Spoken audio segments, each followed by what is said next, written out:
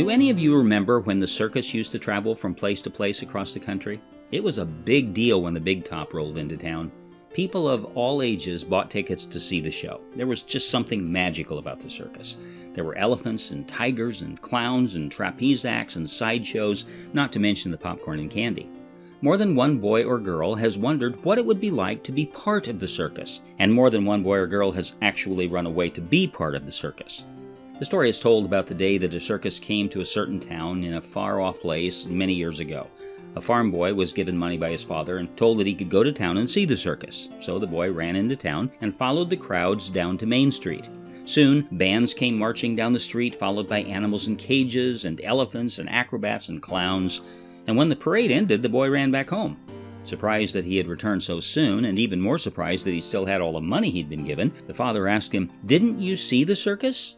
"Oh yes," the boy answered. "It came down the street, and it was free." You know, that boy is like a lot of people who go to church on Sunday morning but never really get involved in the life of the church.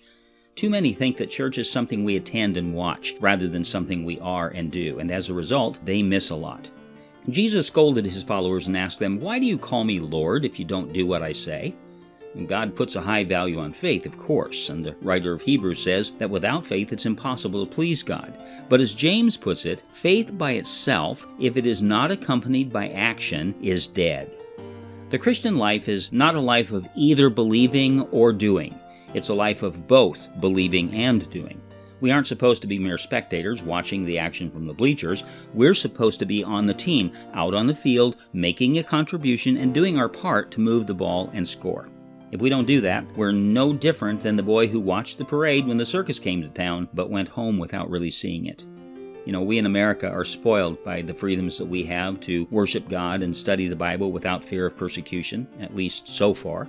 But we'll only get out of it what we put into it, and an awful lot of people really don't put much effort or energy or even thought into it at all. They watch the parade but never see the circus, and they certainly never experience the thrill of being a part of it. This has been your Thought for the Day with Steve Burkham, pastor of Community Christian Church in Stockton, California. If you have questions or comments for Pastor Steve, please send them to dailythoughtspodcast@gmail.com. Have a great day, and we hope you'll join us tomorrow as Pastor Steve opens God's Word to bring us another Thought for the Day.